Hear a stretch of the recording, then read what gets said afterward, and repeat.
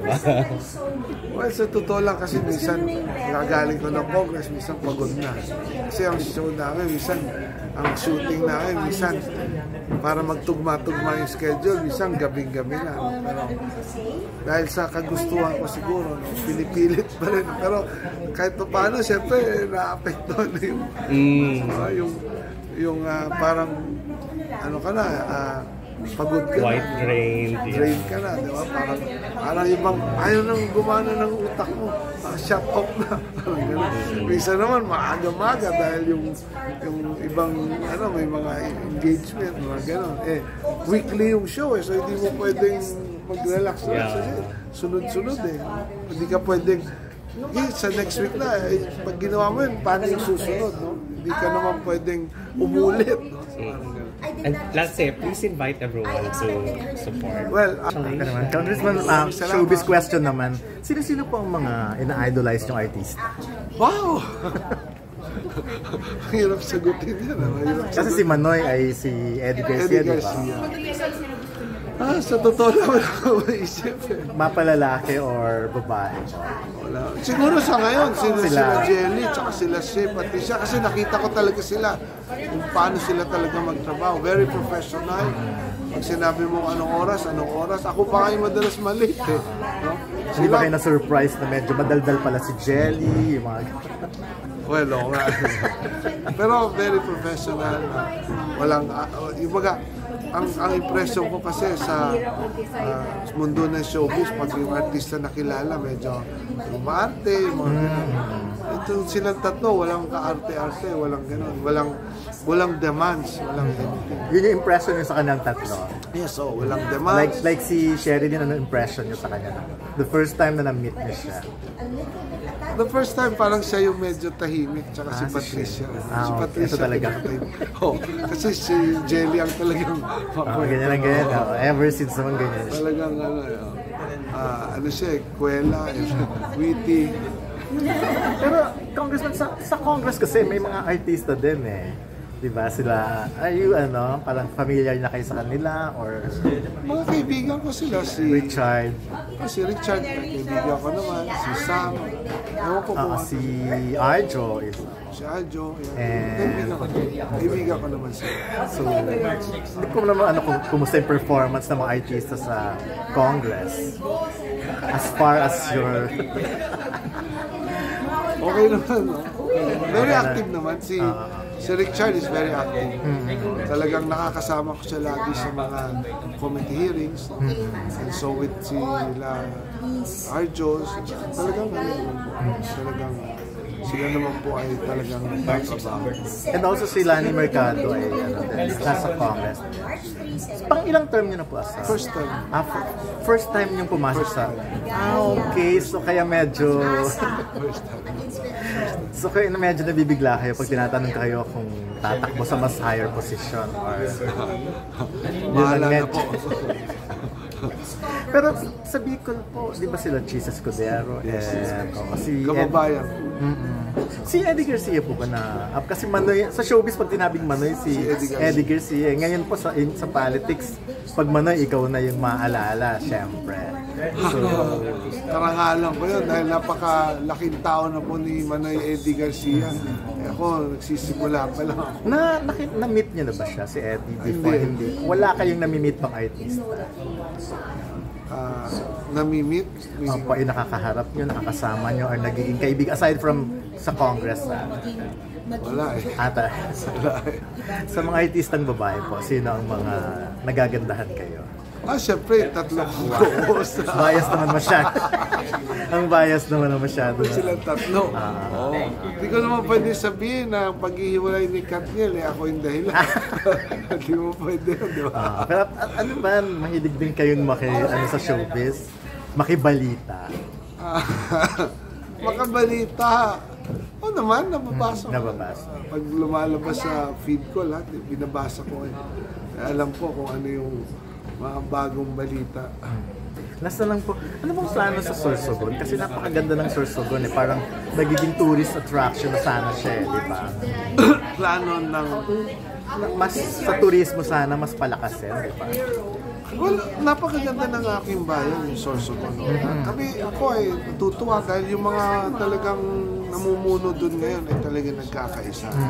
Talagang, kaya nangyari yon dahil sa pagkakaisa. Pag hindi po nagkakaisa talaga yung mga local government, walang mangyayari. Kahit ako po, nakikipag-usap ako sa kanila, nakikipagtulungan kung ano po yung pwede namin may tulong doon sa amin. Ano po yung mga magagandang lugar sa Sorsogon na dapat namin puntahan? Although taga Sorsogon din po ako, Santa Magdalena. Magdalena. Bulusan. Bulusan yun, yung mga gano'n. Bulusan Lake. Santa Magdalena, ang ganda ng mga beach doon. Kahit may mga ano lang, lilinis lahat-lahat. Tikling Island, yung Subic Island. So maraming pwedeng puntahan, hindi lang Palawan or Boracay. Marami. Ayan. Thank you very much. Papa-invite na rin po sa... Well, maraming salamat. Panoorin po ninyo sana yung aming bagong show, si Manoy ang Ninong Ko, every Sunday, 7 a.m. sa GMA Kapuso Network. Simula na po ito ngayong March 3. Maganda po ito, sana kapulutan po ito ng aral, ng inspirasyon. Thank you. Pero syempre, sanay naman kayong tinatawag na Manoy kasi sa Bicol, Manoy naman eh. So ever since Manoy ang tawag. Thank you po. Big sir. Sorsogon City. Lumaki ako sa environment na yung tatay ko po ay isang negosyante. Yung negosyo po ng tatay ko, alam po ninyo yung tindahan sa probinsya, yung kung pag pumasok ka, lahat ng kailangan mo, kaldero, perinola, lahat meron. Pag dumating ka ron na may hinanap ka at wala, gagawin ng tatay ko, hahanapin ngayon sa Divisoria. Tapos pagbalik mo, sasabihin sa'yo, yung hinahanap mo, meron na. Dumating nga sa punto na pati yung hinihigaan ko, yung kwarto, yung CR namin, puno-puno ng stocks, ng gamit. Doon po ako nagsimula. Lumaki po ako sa gano'n, no? Yung tatay ko, may empleyado po siya, nasa mga 20, 25, gano'n lang po natin ang tindahan. No? Pero sa awa po ng Panginoon, ng Diyos, God's grace, ito pong 25 na to, napalaki po natin ito, napalaki po natin. Kasi ito po ay mga more or less 3,000 employees na po ngayon, na involved po sa iba't ibang negosyo, sa pagkain, sa hotel, yung pong madalas sa Bicol, yung pong The Oriental Legazpi, kasama po yun. Iba-ibang hotel, malls, yung Primark, yung mga negosyo natin. So 3,000 na po sila ngayon. Yung pong nakikita ko, ang aking pong mga empleyado, pag nakikita ko po na natutulungan natin sila, yung kanilang pamilya, meron po silang natatakbuhan, pag meron po may sakit sa kanila, may emergency, may natatakbuhan. Yung pong pakiramdam na pag ikaw po ay nakakatulong sa kanila. Darating po yung buong pamilya pag mga, Christmas, Pasko, dinadala po nila yung asawa at anak nila at sasabihin na, pasalamat ka dito kay ganito. Dahil kung hindi sa kanya, wala na ako nagkasakit dahil natulungan ko yung nagkasakit. Meron kami empleyado na walang ikwento kung paano ba o naisip, no? Siguro kasi mahirap kasi haluan ng politika yung show, no? Magiging malabnaw yung ating pong purpose, no? Kaya inisip ko, no, paano ba, no, napaisip ako sa question na inisip ko, no, binalik ako kung paano ba ito naisip, no, paano ba naisip.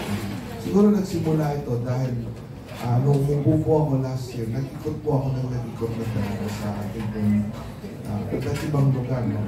And ang dami ko, sa totoo lang, sabi ko nga kanina, wala sa plano ito pagka-congressman ko nga, no? So, nung unang 2 buwan ko sa Kongreso, hindi ko alam kung anong ginagawa ko nun. No? Sabi ko. So, nagsimula ako mag-ikot, pinuntahan talaga.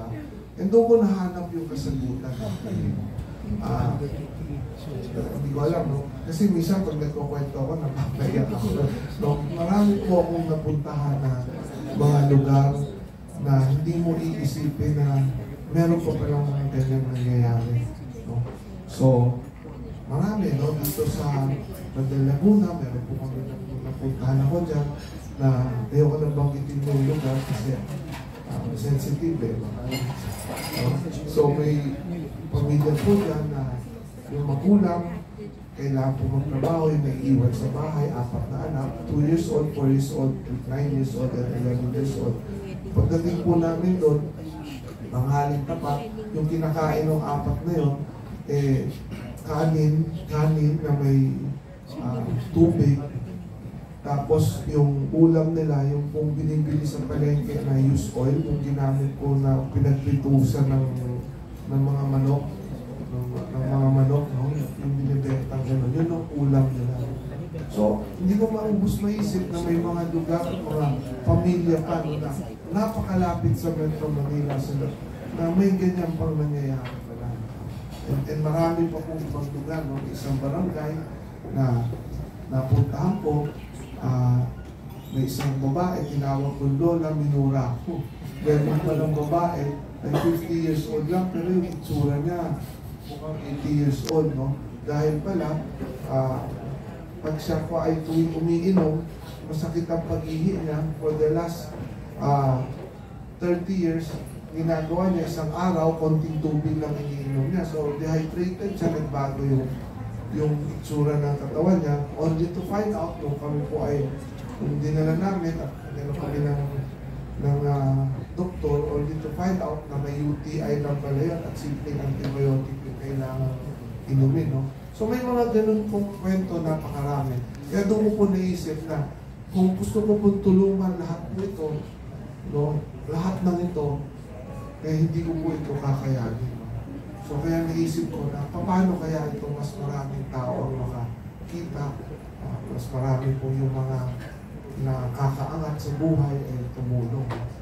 No? Nanonood naman siguro tayo lahat ng Netflix, K-drama.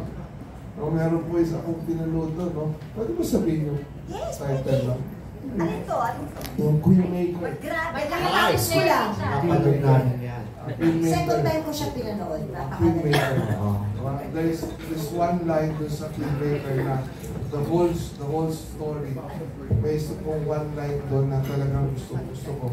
Sabi po nung bida, di ba, siya po ay ang kandidato na pagka-mayor against po dun sa mga chaibol, mayayaman na Korea. So, ang sabi po niya doon, yung isang sentence na doon, the strong determination to save everyone might be the key to a better society. Yun po talaga, ano ko yun, talagang tumatagos po yun. The strong determination to save everyone might be the key to a better society. So, yun po yung talagang gusto natin mangyari.